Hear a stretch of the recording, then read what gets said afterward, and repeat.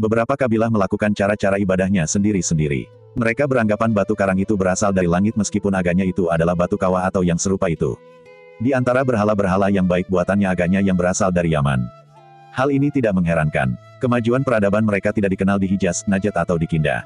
Sayang sekali, buku-buku tentang berhala ini tidak melukiskan secara terperinci bentuk-bentuk berhala itu, kecuali tentang Hubal yang dibuat dari batu akik dalam bentuk manusia, dan bahwa lengannya pernah rusak dan oleh orang-orang Quraisy diganti dengan lengan dari emas.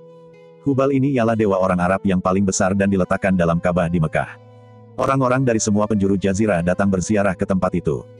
Tidak cukup dengan berhala-berhala besar itu saja buat orang-orang Arab guna menyampaikan sembahyang dan memberikan kurban-kurban, tetapi kebanyakan mereka itu mempunyai pula patung-patung dan berhala-berhala dalam rumah masing-masing. Mereka mengelilingi patungnya itu ketika akan keluar atau sesudah kembali pulang, dan dibawanya pula dalam perjalanan bila patung itu mengizinkan ia bepergian. Semua patung itu, baik yang ada dalam Ka'bah atau yang ada di sekelilingnya, begitu juga yang ada di semua penjuru negeri Arab atau kabilah-kabilah dianggap sebagai perantara antara penganutnya dengan dewa besar. Mereka beranggapan penyembahannya kepada dewa-dewa itu sebagai pendekatan kepada Tuhan dan menyembah kepada Tuhan sudah mereka lupakan karena telah menyembah berhala-berhala itu. Meskipun Yaman mempunyai peradaban yang paling tinggi di antara seluruh jazirah Arab yang disebabkan oleh kesuburan negerinya serta pengaturan pengairannya yang baik, namun ia tidak menjadi pusat perhatian negeri-negeri Sahara yang terbentang luas itu, juga tidak menjadi pusat keagamaan mereka. Tetapi yang menjadi pusat adalah Mekah dengan Ka'bah sebagai rumah Ismail. Ke tempat itu orang berkunjung dan ke tempat itu pula orang melepaskan pandang. Bulan-bulan suci sangat dipelihara melebihi tempat lain. Oleh karena itu, dan sebagai markas perdagangan jazirah Arab yang istimewa, Mekah dianggap sebagai ibu kota seluruh jazirah. Kemudian takdir pun menghendaki pula ia menjadi tanah kelahiran Nabi Muhammad dan dengan demikian ia menjadi sasaran pandangan dunia sepanjang zaman. Ka'bah tetap disucikan dan suku Quraisy masih menempati kedudukan yang tinggi, sekalipun mereka semua tetap sebagai orang-orang Batui yang kasar sejak berabad-abad lamanya. Catatan kaki 1. Dikutip oleh Sir Muir dalam The Life of Muhammad P.C.C. 2. Cerita demikian terdapat dalam beberapa buku sejarah. Encyclopedia Britannica juga menyebutnya, dan dikutip oleh penulis-penulis buku Historians History of the World dan juga dijadikan pegangan oleh Emile Birmingham dalam La Vie de Mahomet. Akan tetapi At-Tabari menceritakan melalui Hisham ibn Muhammad bahwa setelah orang Yaman itu pergi meminta bantuan Najasyi atas perbuatan Dunuwas serta menjelaskan apa yang telah dilakukannya terhadap orang-orang Kristen oleh pembela agama Yahudi itu dan memperlihatkan sebuah Injil yang sudah sebagian dimakan api, Najasyi berkata, tenaga manusia di sini banyak tapi aku tidak punya kapal. Sekarang aku menulis surat kepada Kaisar supaya mengirimkan kapal dan dengan itu akan kukirimkan pasukanku. Lalu ia menulis surat kepada Kaisar dengan melampirkan Injil yang sudah terbakar. Dan menambahkan, Hisham ibn Muhammad menduga, bahwa setelah kapal-kapal itu sampai ke tempat Najasyi, pasukannya pun dinaikkan dan berangkat ke pantai Mandab. Lihat Tarikh Tabari cetakan Al-Husainiyah, vol. 2 p. 106 dan 108. 3. Beberapa keterangan dalam buku-buku sejarah berbeda-beda tentang sebab penyerbuan Abisinia, Habasyah ini ke Yaman. Keterangan itu mengatakan, bahwa hubungan dagang antara Arab Mustaribah di Hijaz dengan Yaman dan Abisinia terus berlangsung. Pada waktu itu pantai-pantai Habasyah membentang sepanjang Laut Merah lengkap dengan armada perdagangannya. Karena kekayaan dan kesuburannya, kerajaan Romawi ingin sekali menguasai Yaman. Aelius Gallus penguasa prefek Kaisar Romawi di Mesir mengadakan persiapan akan menyerbu Yaman. Pasukannya dikerahkan menyeberangi Laut Merah ke Yaman dan juga menyerang Najran. Tetapi karena adanya penyakit yang menyerang mereka, orang-orang Yaman mudah sekali mengusir mereka itu dan mereka pun kembali ke Mesir. Sesudah itu pun Romawi berturut-turut menyerang Jazirah Arab di Yaman dan di luar Yaman, tapi kenyataannya tidak lebih menguntungkan dan yang pernah dilakukan oleh Gallus. Saat itu Najasyi di Abisinia merasa perlu mengadakan pembalasan terhadap Yaman yang telah memaksakan agama Yahudi terhadap orang-orang Romawi yang beragama Kristen. Pasukan Aryat dikerahkan menyerbu Yaman dan berkuasa di tempat itu sampai pada waktu Persia datang mengusir mereka. Bab 2 Mekah Ka'bah dan Quraisy. Letak Mekah. Di tengah-tengah jalan kafilah yang berhadapan dengan Laut Merah antara Yaman dan Palestina membentang bukit-bukit barisan sejauh kira-kira 80 km dari pantai. Bukit-bukit ini mengelilingi sebuah lembah yang tidak begitu luas, yang hampir-hampir terkepung sama sekali oleh bukit-bukit itu kalau tidak dibuka oleh 3 buah jalan. Pertama jalan menuju ke Yaman, yang kedua jalan dekat Laut Merah di Pelabuhan Jeddah, yang ketiga jalan yang menuju ke Palestina. Ibrahim dan Ismail. Dalam lembah yang terkepung oleh bukit-bukit itulah terletak Mekah. Untuk mengetahui sejarah dibangunnya kota ini sungguh sukar sekali. Mungkin sekali ia bertolak ke masa ribuan tahun yang lalu. Yang pasti, lembah itu digunakan sebagai tempat perhentian kafilah sambil beristirahat, karena di tempat itu terdapat sumber mata air. Dengan demikian rombongan kafilah itu membentangkan kemah-kemah mereka, baik yang datang dari jurusan Yaman menuju Palestina atau yang datang dari Palestina menuju Yaman. Mungkin sekali Ismail anak Ibrahim itu orang pertama yang menjadikannya sebagai tempat tinggal, yang sebelum itu hanya dijadikan tempat kafilah lalu saja dan tempat perdagangan secara tukar-menukar antara yang datang dari arah selatan jazirah dengan yang bertolak dari arah utara. Kalau Ismail adalah orang pertama yang menjadikan Mekah sebagai tempat tinggal, maka sejarah tempat ini sebelum itu gelap sekali. Mungkin dapat juga dikatakan, bahwa daerah ini dipakai tempat ibadat juga sebelum Ismail datang dan menetap di tempat itu. Kisah kedatangannya ke tempat itu pun memaksa kita membawa kisah Ibrahim AS. Secara ringkas, Ibrahim dilahirkan di Irak Chaldea, dari ayah seorang tukang kayu pembuat patung. Patung-patung itu kemudian dijual kepada masyarakatnya sendiri, lalu disembah. Sesudah ia remaja betapa ia melihat patung-patung yang dibuat oleh ayahnya itu kemudian disembah oleh masyarakat dan betapa pula mereka memberikan rasa hormat dan kudus kepada sekeping kayu yang pernah dikerjakan ayahnya itu. Rasa syak mulai timbul dalam hatinya. Kepada ayahnya ia pernah bertanya, bagaimana hasil kerajinan tangannya itu sampai disembah orang. Kemudian Ibrahim menceritakan hal itu kepada orang lain. Ayahnya pun sangat memperhatikan tingkah laku anaknya itu, karena ia khawatir hal ini akan menghancurkan perdagangannya. Ibrahim sendiri orang yang percaya kepada akal pikirannya.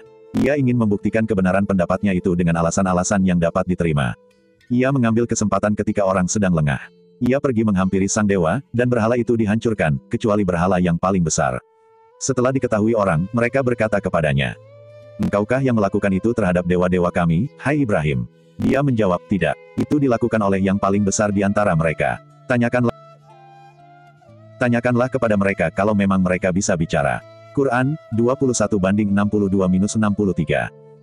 Ibrahim melakukan itu sesudah ia memikirkan betapa sesatnya mereka menyembah berhala, sebaliknya siapa yang seharusnya mereka sembah. Bila malam sudah gelap dilihatnya sebuah bintang.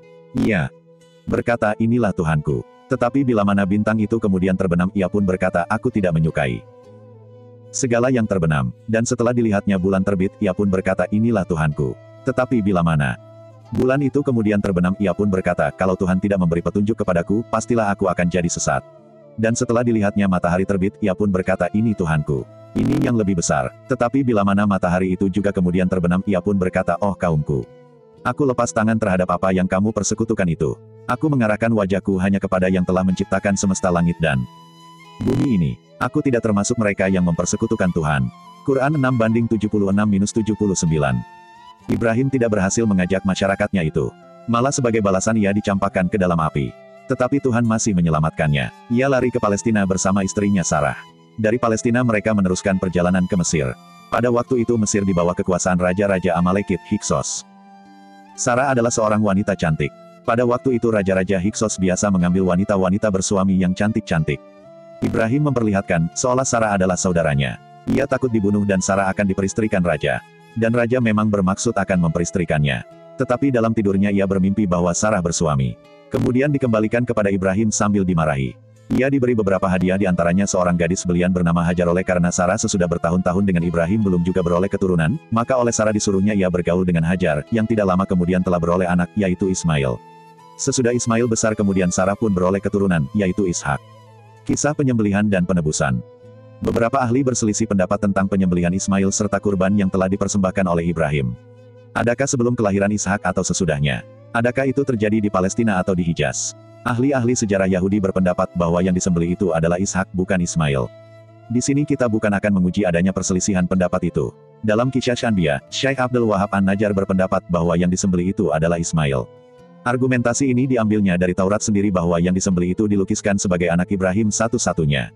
Pada waktu itu Ismail adalah anak satu-satunya sebelum Ishak dilahirkan. Setelah Sarah melahirkan, maka anak Ibrahim tidak lagi tunggal, melainkan sudah ada Ismail dan Ishak. Dengan mengambil cerita itu seharusnya kisah penyembelihan dan penebusan itu terjadi di Palestina. Hal ini memang bisa terjadi demikian kalau yang dimaksudkan itu terjadi terhadap diri Ishak. Selama itu Ishak dengan ibunya hanya tinggal di Palestina, tidak pernah pergi ke Hijaz. Akan tetapi cerita yang mengatakan bahwa penyembelihan dan penebusan itu terjadi di atas Bukit Mina, maka ini tentu berlaku terhadap diri Ismail. Oleh karena di dalam Quran tidak disebutkan nama person korban itu, maka ahli-ahli sejarah kaum muslimin berlain-lainan pendapat. Tentang pengorbanan dan penebusan itu kisahnya ialah bahwa Ibrahim bermimpi, bahwasanya Tuhan memerintahkan kepadanya supaya anaknya itu dipersembahkan sebagai kurban dengan menyembelihnya. Pada suatu pagi berangkatlah ia dengan anaknya. Bila ia sudah mencapai usia cukup untuk berusaha, ia Ibrahim berkata, "Oh anakku, dalam tidur aku bermimpi bahwa aku menyembelihmu. Lihatlah, bagaimanakah pendapatmu?" Ia menjawab, "Wahai ayahku, lakukanlah apa yang diperintahkan kepadamu. Jika dikehendaki Tuhan, akan kau dapati aku dalam kesabaran." Setelah keduanya menyerahkan diri dan dibaringkannya ke sebelah keningnya, ia kami panggil, "Hai Ibrahim, engkau telah melaksanakan mimpi itu. Dengan begitu, kami memberikan balasan kepada mereka yang berbuat kebaikan." Ini adalah suatu ujian yang nyata. Dan kami menebusnya dengan sebuah kurban besar. كران 37 على 103 سالب 107. Beberapa cerita melukiskan kisah ini dalam bentuk puisi yang indah sekali, sehingga di sini perlu kita kemukakan, sekalipun tidak membawa kisah tentang Mekah. Kisahnya, setelah Ibrahim bermimpi dalam tidurnya bahwa ia harus menyembelih anaknya dan memastikan bahwa itu adalah perintah Tuhan, ia berkata kepada anaknya itu, "Anakku, bawalah tali dan parang itu, mari kita pergi ke bukit mencari kayu untuk keluarga kita." Anak itu pun menurut perintah ayahnya. Ketika itu datang setan dalam bentuk seorang laki-laki, mendatangi ibu anak itu seraya berkata, "Tahukah engkau kemana Ibrahim membawa anakmu?" "Ia pergi mencari kayu dari lereng bukit itu," jawab ibunya. "Tidak," kata setan lagi, "ia pergi akan menyembelihnya." Ibu itu menjawab lagi, "Tidak. Ia lebih sayang kepada anaknya." Ia mendakwakan bahwa Tuhan yang memerintahkan itu. "Kalau itu memang perintah Tuhan, biarkan dia menaati perintahnya," jawab ibu itu. Setan itu lalu pergi dengan perasaan kecewa. Ia segera menyusul anak yang sedang mengikuti ayahnya itu. Kepada anak itu pun ia berkata seperti terhadap ibunya tadi. Tapi jawabannya pun sama dengan jawaban ibunya juga. Kemudian setan mendatangi Ibrahim dan mengatakan, bahwa mimpinya itu hanya tipu muslihat setan supaya ia menyembelih anaknya dan akhirnya akan menyesal. Tetapi oleh Ibrahim ia ditinggalkan dan dilaknatnya. Dengan rasa jengkel iblis itu mundur teratur karena maksudnya tidak berhasil, baik dari Ibrahim, dari istrinya atau dari anaknya. Kemudian itu Ibrahim menyatakan kepada anaknya tentang mimpinya itu dan minta pendapatnya. "Ayah, lakukanlah apa yang diperintahkan." Lalu katanya lagi dalam balada itu, "Ayah, kalau ayah akan menyembelihku, kuatkanlah ikatan itu supaya darahku nanti tidak kena ayah dan akan mengurangi pahalaku. Aku tidak menjamin bahwa aku takkan gelisah bila dilaksanakan. Tajamkanlah parang itu supaya dapat sekaligus memotongku. Bila ayah sudah merebahkan aku untuk disembelih, telungkupkan aku dan jangan dimiringkan. Aku khawatir bila ayah kelak melihat wajahku, ayah akan jadi lemah, sehingga akan menghalangi maksud ayah melaksanakan perintah Tuhan itu. Kalau ayah berpendapat akan membawa bajuku ini kepada ibu kalau menjadi hiburan baginya, lakukanlah ayah." "Anakku," kata Ibrahim, "ini adalah bantuan besar dalam melaksanakan perintah Allah." Kemudian ia siap melaksanakan. Diikatnya kuat-kuat tangan anak itu lalu dibaringkan keningnya untuk disembelih. Tetapi kemudian ia dipanggil, "Hai Ibrahim, engkau telah melaksanakan mimpi itu." Anak itu kemudian ditebusnya dengan seekor domba besar yang terdapat tidak jauh dari tempat itu. Lalu disembelihnya dan dibakarnya. Demikianlah kisah penyembelihan dan penebusan itu. Ini adalah kisah penyerahan secara keseluruhan kepada kehendak Allah. Ishak telah menjadi besar di samping Ismail. Kasih sayang ayah sama terhadap keduanya. Akan tetapi Sarah menjadi gusar melihat anaknya itu dipersamakan dengan anak Hajar dayangnya itu. Ia bersumpah tidak akan tinggal bersama-sama dengan Hajar dan anaknya tatkala dilihatnya Ismail memukul adiknya itu. Ibrahim merasa bahwa hidupnya takkan bahagia kalau kedua wanita itu tinggal dalam satu tempat. Oleh karena itu pergilah ia dengan Hajar dan anak itu menuju ke arah selatan. Mereka sampai ke suatu lembah, letak Mekah yang sekarang. Seperti kita sebutkan di atas, lembah ini adalah tempat para kafilah membentangkan kemahnya pada waktu mereka berpapasan dengan kafilah dari Syam ke Yaman, atau dari Yaman ke Syam. Tetapi pada waktu itu adalah saat yang paling sepi sepanjang tahun. Ismail dan ibunya oleh Ibrahim ditinggalkan dan ditinggalkannya pula segala keperluannya. Hajar membuat sebuah gubuk tempat ia berteduh dengan anaknya. Dan Ibrahim pun kembali ke tempat semula. Zam-zam. Sesudah kehabisan air dan perbekalan, Hajar melihat ke kanan kiri. Ia tidak melihat sesuatu. Ia terus berlari dan turun ke lembah mencari air. Dalam berlari-lari itu menurut cerita orang antara Safa dan Marwa, sampai lengkap 7 kali, ia kembali kepada anaknya dengan membawa perasaan putus asa. Tetapi ketika itu dilihatnya anaknya sedang mengorek-ngorek tanah dengan kaki, yang kemudian dari dalam tanah itu keluar air. Dia dan Ismail dapat melepaskan dahaga. Disumbatnya mata air itu supaya jangan mengalir terus dan menyerap ke dalam pasir. Anak yang bersama ibunya itu membantu orang-orang Arab yang sedang dalam perjalanan, dan mereka pun mendapat imbalan yang akan cukup menjamin hidup mereka sampai pada musim kafilah yang akan datang. Mata air yang memancar dari sumur Zam-Zam itu menarik hati beberapa kabilah akan tinggal di dekat tempat itu. Beberapa keterangan mengatakan, bahwa kabilah Jurhum adalah yang pertama sekali tinggal di tempat itu, sebelum datang Hajar dan anaknya. Sementara yang lain berpendapat bahwa mereka tinggal di tempat itu setelah adanya sumber-sumur Zam-Zam, sehingga memungkinkan mereka hidup di lembah gersang itu.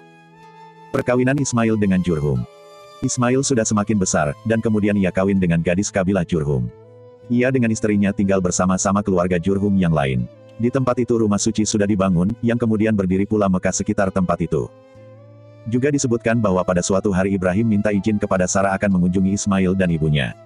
Permintaan ini disetujui dan ia pergi. Setelah ia mencari dan menemui rumah Ismail, ia bertanya kepada istrinya, "Mana suamimu?" "Ia sedang berburu untuk hidup kami," jawabnya. Kemudian ditanya lagi, dapatkah ia menjamu makanan atau minuman? Dijawab bahwa dia tidak mempunyai apa-apa untuk dihidangkan. Ibrahim pergi, setelah mengatakan, "Kalau suamimu datang sampaikan salamku dan katakan kepadanya, ganti ambang pintumu." Setelah pesan ayahnya itu kemudian disampaikan kepada Ismail, ia segera menceraikan istrinya, dan kemudian kawin lagi dengan wanita Jurhum lainnya, putri Muzats bin Amr. Wanita ini telah menyambut Ibrahim dengan baik setelah beberapa waktu kemudian ia pernah datang. Sekarang ambang pintu rumahmu sudah kuat, kata Ibrahim. Dari perkawinan ini Ismail mempunyai 12 orang anak, dan mereka inilah yang menjadi cikal bakal Arab al-Musta, Riba, yakni orang-orang Arab yang bertemu dari pihak ibu pada Jurhum dengan Arab al-Ariba keturunan Yarub ibn Kahtan.